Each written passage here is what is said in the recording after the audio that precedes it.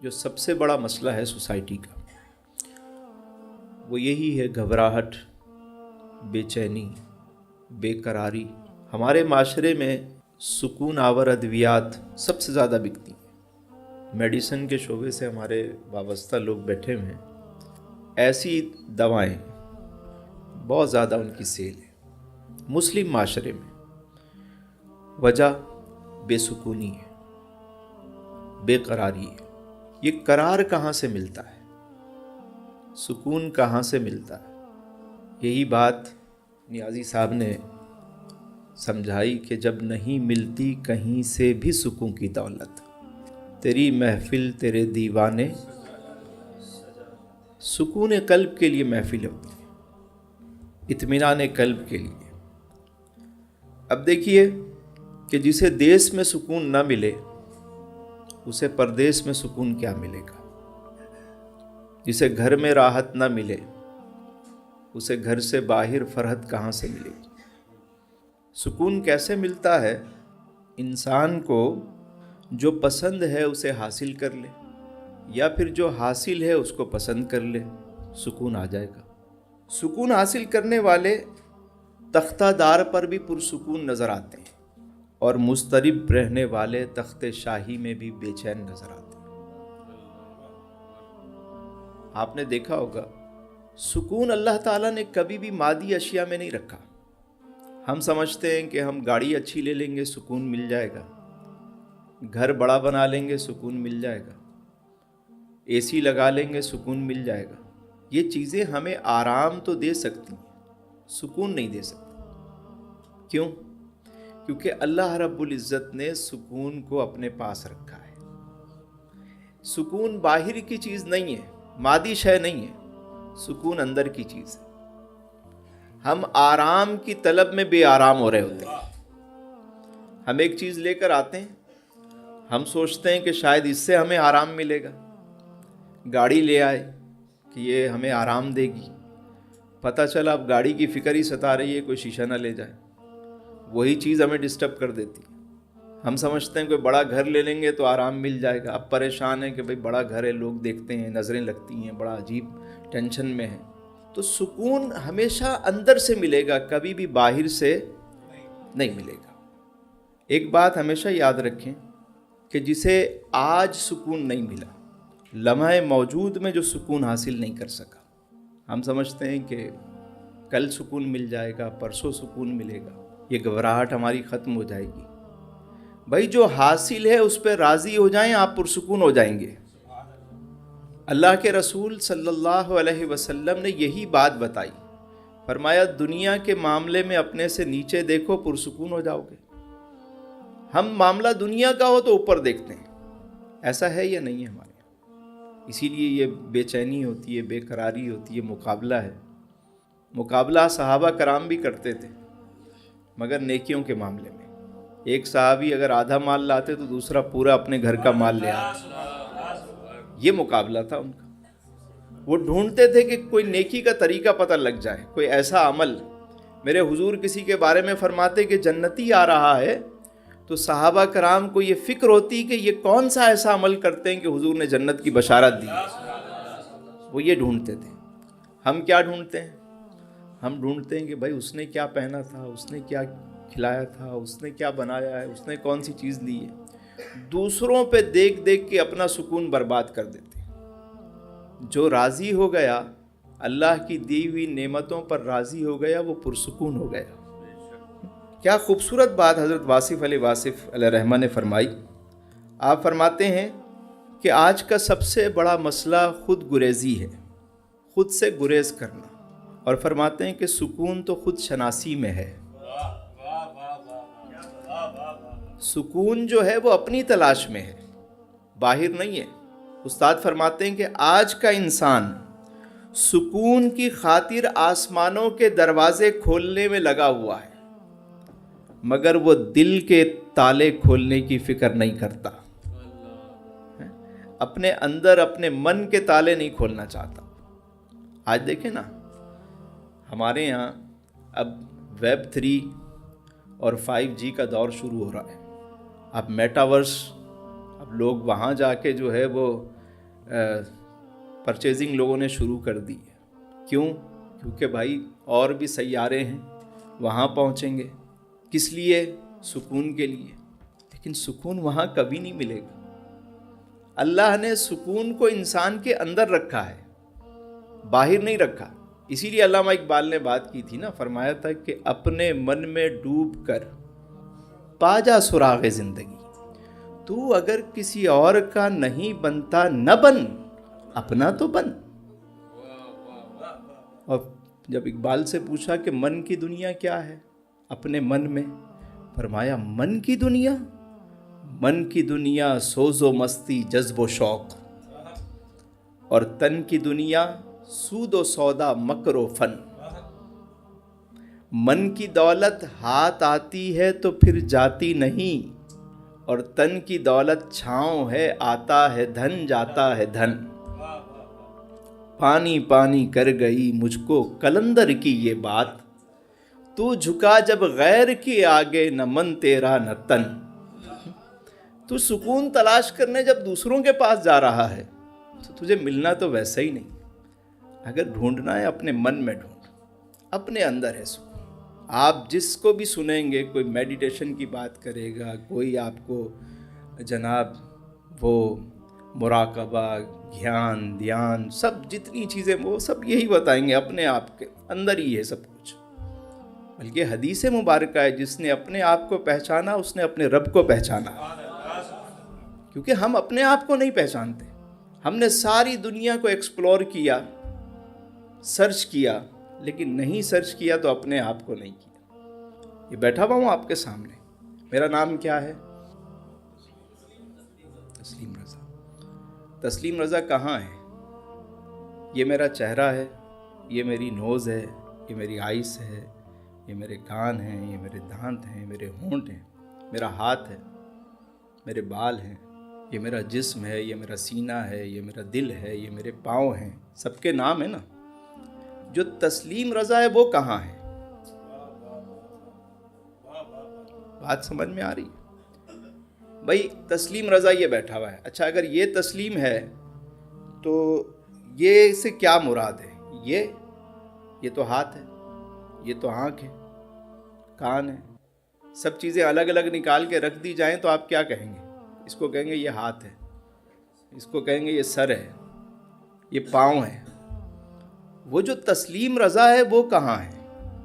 کبھی ہم نے غور کیا کہ میں کہاں ہوں؟ جو میں ہوں وہ کہاں ہوں؟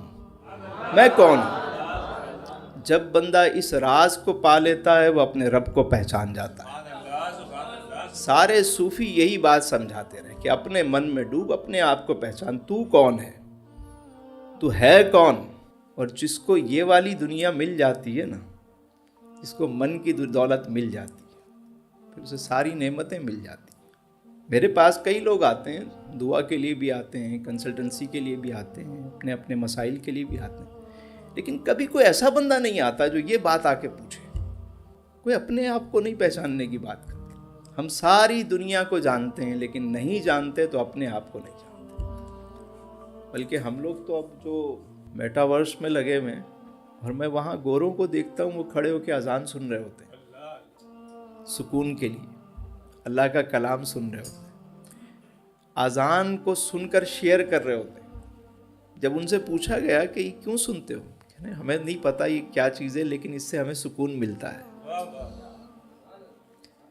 اب تو سورہ رحمان سے جو ہے وہ تھراپی کی جاتی ہے کہ رات کو اگر کسی کو نیند نہ آتی ہے وہ سورہ رحمان سنا کرے، سکون ملتا ہے. یہ سکون کی چیزیں تھیں، اللہ نے اپنے ذکر میں، اپنی یاد میں رکھی ہیں، ہم نے انہیں بھلا دی. قاری عبد الباسط بڑے اچھے قاری گزرے ہیں. ان سے کسی نے پوچھا آپ اتنے بڑے قاری ہیں، کوئی قرآن کا معجزہ بتائیں. اس نے کہا ایک بتاؤں؟ میری تو ساری زندگی یہ معجزات دیکھتے ہوئے گزری ہے. یعنی پھر بھی بتائیں. تو کہنے لگے جمال عبد الناصر کے ہمراہ میں رشیا گیا. یہ قاری صاحب خود اپنا واقعہ اپنے انٹرویو میں بتا رہے تھے کہ میں رشیا گیا تو وہاں پہ کمیونسٹ تھے، سرخ انقلاب کا دور تھا. انہوں نے کہا بھئی یہ ہماری سرخ کتاب ہے، اس کو سنیں آپ، اس کو لے جائیں اور اس کو اپنے ملک میں نافذ کریں. جمال عبد الناصر سنتا رہا ان کی بات. جب دوسری دفعہ وہ گیا رشیا تو اپنے ساتھ قاری عبد الباسط کو لے گیا. قاری صاحب چلیں. قاری صاحب کہتے ہیں میں حیران کہ رشیا میں کون سنے گا, کوئی مسلمان تو وہاں ایسے ہے نہیں, کمیونسٹ لوگ ہیں تو, اور سرخ انقلاب کا دور بھی چل رہا تھا. قاری صاحب کہتے ہیں جب میں وہاں گیا, جب گفتگو شروع ہوئی, میٹنگ ختم ہوئی, تو جمال عبد الناصر نے کہا کہ پہلے آپ نے اپنی کتاب کی بات کی تھی, آج ہم چاہتے ہیں کہ یہ ہمارے ساتھ آئے ہیں, یہ کچھ آپ کو سنانا چاہتے ہیں قرآن کریم سے. انہوں نے کہا وہ کیا ہے؟ کہا ہماری کتاب ہے. کہا اچھا سنائیں. قاری صاحب نے سورہ طٰہٰ تلاوت کی, سورہ طٰہٰ کی. وہ سورہ طٰہٰ جسے سن کر سیدنا فاروق اعظم جو برہنہ تلوار لے کر آ رہے تھے, انہوں نے سورہ طٰہٰ کی جب تلاوت سنی, پوچھا کہ وہ کون سی کتاب ہے جو تو پڑھتی ہے؟ تو ان کی بہن نے جب سورہ طٰہٰ کی آیتیں سنائیں, سیدنا فاروق اعظم کی آنکھوں میں زار و قطار آنسو, اور اسی عالم میں میرے حضور کی بارگاہ میں حاضر ہو کر مشرف با اسلام ہوئے. تو قاری صاحب کہتے ہیں کہ میں نے اسی مناسبت سے وہاں بیٹھ کر سورہ طٰہٰ پڑھنا شروع کر دیا. کہہ رہے ہیں کہ جب میں نے اس کے 2 رکوع پڑھ لیے اور میں نے آنکھ کھولی تو میں نے کیا دیکھا کہ مجمع سارا رو رہا ہے. جمال عبد الناصر صاحب نے پوچھا کہ بھئی تم لوگ کیوں رو رہے ہو, وجہ کیا ہے؟ تو وہ کہنے لگے ہمیں اور تو کچھ نہیں سمجھ آیا, بس یہ آواز اور اس کی تاثیر ایسی تھی کہ ہماری آنکھوں سے خود بخود آنسو نکلنے لگ گئے. یہ وہ کلام ہے کہ پہاڑوں پر نازل کیا جائے تو وہ ریزہ ریزہ ہو جائے. آج بھی قرآن وہی ہے, ہمارا رب وہی ہے, رسول ہمارے وہی ہیں, فرشتے وہی ہیں, زمین وہی, آسمان وہی, بس ہمارا یقین وہ ہو جائے. آج بھی قرآن کی حلاوت وہی ہے. جو پہلی دفعہ سنتا ہے, جو اس کو توجہ سے سنتا ہے, اس پہ اثر ہوتا ہے. اذان ہو رہی ہوتی ہے, ہمیں فکر نہیں ہوتی, ہم قرآن سنتے ہیں لیکن ہماری توجہ نہیں ہوتی, ہم اس کتاب سے محبت ہی نہیں کرتے. مخلوق کی ساری کتابیں ہم نے پڑھ لی, لیکن جو سکون قلب ہے, جو اطمینان قلب ہے, جس میں اللہ نے فرمایا کہ الا بذکر اللہ تطمئن القلوب, کہ دلوں کا سارا اطمینان میرے ذکر میں, میری یاد میں. ہم نے وہ کتاب ہی چھوڑ دی. بے چینی, بے قراری ہے, کبھی وہاں پہنچیں گے, کبھی ادھر سے تعویذ, کبھی وہاں سے کچھ, کبھی یار سب کچھ اندر ہے, آپ کے پاس ہے. وہ رب آپ کا شہ رگ سے قریب ہے. میں آپ کو ایک سکون حاصل کرنے کی ایک خوبصورت بات بتاؤں, وظیفہ دوں آپ کو, 41 دن کر کے دیکھیں, سکون ایسا آئے گا کہ پھر آپ لوگوں کو بتائیں گے کہ سکون کا فارمولہ. 41 دن کریں. ہر طرح کی انزائٹی, ڈپریشن, اسٹریس, جو آپ کے مسائل ہیں, جو مشکلات ہیں, رکاوٹیں ہیں, چیزیں ہیں, آپ یہ عمل کر کے دیکھیں. جب رات کو فارغ ہوں سارے کاموں سے, سونے لگیں, تو اس وقت پہلے تو یہ دعا مانگیں کہ یا اللہ میں تیری رضا کے لیے سب کو معاف کرتا ہوں, تو بھی مجھے معاف کر دے. سب کو معاف کرتے ہیں, اپنا دل پاک کریں, صاف کریں, گناہوں سے توبہ کریں. یہ سب کچھ کرنے کے بعد آپ نے 41 دن ایک عمل کرنا ہے. وہ یہ ہے کہ روزانہ اپنی کارگزاری جو ہے اپنے رب کو سنانی ہے. آج صبح میں اٹھا, میں نے نماز پڑھی, پھر میں نے قرآن پڑھا, میں اس ٹائم اٹھا, میں اس کے بعد اٹھ کے ناشتہ کیا, میں آفس چلا گیا, میں نے وہاں یہ کیا. آج میں نے کسی کا دل دکھایا تھا, میرے مالک معاف کر دے. میرے مالک تو نے مجھے بچے عطا کیے ہیں, میں ان کی روزی روٹی کے لیے گیا تھا, رزق حلال کمانے گیا تھا, میرے مالک اس میں برکت دے دے. آج کا دن میرا اچھا گزرا, آج میرا فلاں نے دل دکھایا, آج یہ بات ہوئی. اس کے بعد میں نے نماز پڑھی, اس کے بعد میں نے کھانا کھایا, اس کے بعد میں گھر آیا. آپ روزانہ اپنا احوال اپنے رب کو سنایا کریں, رب سے بات کیا کریں. روزانہ دل ہی دل میں خاموشی کے ساتھ باتیں کرنا شروع کریں, بتائیں اپنی باتیں. آپ چند دن کر کے دیکھیں. بچے ہوتے ہیں نا, اسکول جاتے ہیں, واپس آتے ہیں تو بچے اپنی ماں کو بتا رہے ہوتے ہیں, آج اسکول میں یہ ہوا, آج اسکول میں یہ ہوا, آج ٹیچر نے ڈانٹ دیا, آج ٹیچر نے مجھے اسٹار دیا, یہ اسٹار بنا ہوا ہے, یہاں دیکھیں یہ اسٹار بنا. بتاتے نہیں, بس سارا حال سناتے. ماں سن رہی ہوتی ہے, اچھا. آہستہ آہستہ ماں کی بھی عادت ہو جاتی ہے سننے کی. کسی دن بچہ نہ سنائے تو وہ بھی بے چین ہوتی ہے کہ آج کیوں نہیں سنا رہا ہے. مالک سب جانتا ہے, ہر چیز سے باخبر ہے. اِنَّهُ عَلِيمٌ بِذَاتِ الصُّدُورِ, ہمارے دلوں میں جو وسوسہ پیدا ہوتا ہے وہ اس کو بھی جانتا ہے, لیکن وہ آپ سے سننا چاہتا ہے. آپ بتائیں میرے مالک یہ حال ہے میرا, تو کرم کر دے, میں نے یہ نیت کی ہے, مجھے کامیاب کر دے. میں آپ روزانہ بتاتے رہیں, کچھ دن گزریں گے کہ آپ دیکھیے گا آپ کی کیفیات, آپ کا تعلق اپنے مالک سے جڑنا شروع ہو جائے گا, اور یہ جو من کی دنیا ہے نا, اس سے آپ روشناس ہونا شروع ہو جائیں گے.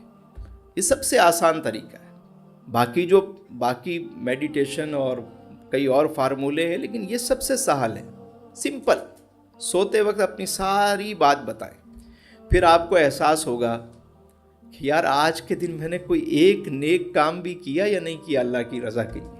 آپ کو خود پتہ چلے گا کہ 24 گھنٹے میں نے کوئی ایسا عمل کیا بھی ہے یا نہیں کیا ہے. پھر آپ اپنے اندر خود چینجنگ لانا شروع کر دیں گے, روزانہ روزانہ روزانہ. 41 دن گزریں گے نہیں کہ آپ کے اندر کی کیفیت بالکل تبدیل ہو جائے گی. کریں گے عمل انشاءاللہ.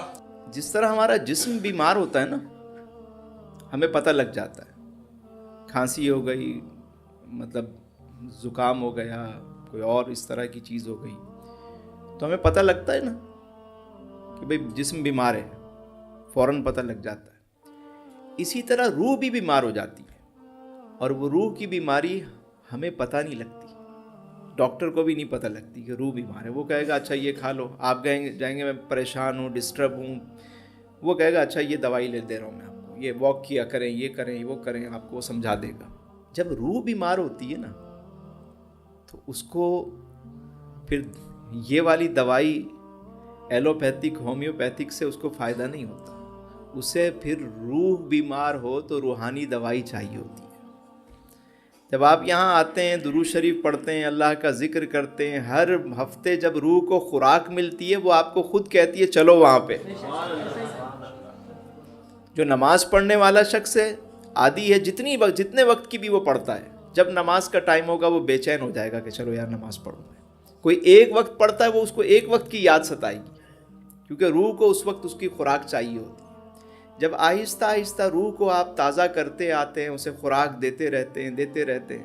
جو 5 وقت کا نمازی ہے وہ 5 وقت نماز باقاعدگی سے پڑھتا ہے. جو تہجد گزار ہے اس کو تہجد میں بھی اس کی آنکھ کھل جاتی ہے. جو درود پڑھنے والا ہے اس کی زبان پہ ہر وقت درود رہے گا. قرآن پڑھنے والا قرآن کے ساتھ وابستہ ہو جاتا ہے. روح کو جو چیز آپ دیتے رہیں گے, لیکن اس کی عادت بننے میں کم از کم 40 دن لگتے ہیں. کتنے؟ 40 دن. کوئی بھی عمل کریں, جو جماعت سے 40 دن با جماعت نماز پڑھ لے, اس کی نماز ہی نہیں چھوٹے گی. پھر وہ چھوڑنا بھی چاہے تو نہیں چھوڑ پائے گا, کیونکہ پھر اس کی عادت بن جاتی ہے, اندر سے بے چینی شروع ہو جاتی ہے. تو روح کی تازگی ایسی ہی جگہوں سے ملتی ہے, اللہ کے ذکر سے ملتی ہے. ایک اور چیز وہ یہ کہ نفرت, کینہ, بغض, حسد, لالچ, جسم پرستی, اس میں سے کوئی بھی بیماری ہو, انتقام, یہ وہ تمام بیماریاں ہیں جس سے سکون قلب حاصل نہیں ہوتا. یہ دشمن ہے سکون قلب کی. یعنی اگر ایک بندہ چاہتا ہے کہ مجھے اندر کا سکون ملے, مجھے من کی دنیا سے وابستگی ہو, تو اسے پھر نفرت, کینہ, بغض, حسد, اناد, جسم پرستی اور اس طرح کی تمام چیزوں سے. یتیموں کا مال کھانے والا 1000 یتیم خانے بھی بنا دینا تو بھی اس کو سکون نہیں ملے گا. حرام کھانے والے کو سکون نہیں ملتا. سکون ہمیشہ اللہ کی یاد اور اللہ کے ذکر میں ہے. اپنے محسنوں سے وفا نہ کرنا. جو اپنے محسن سے وفا نہیں کرتا اسے بھی سکون نہیں ملتا. بلکہ کہنے دیجئے کہ جو محسن کائنات سے وفا نہ کرے اسے کیا سکون ملے. اللہ تعالیٰ آپ سب کو سکون قلب عطا فرمائے, آپ سب کو آسانیاں عطا فرمائے, اور آسانیاں تقسیم کرنے کا شرف عطا فرمائے.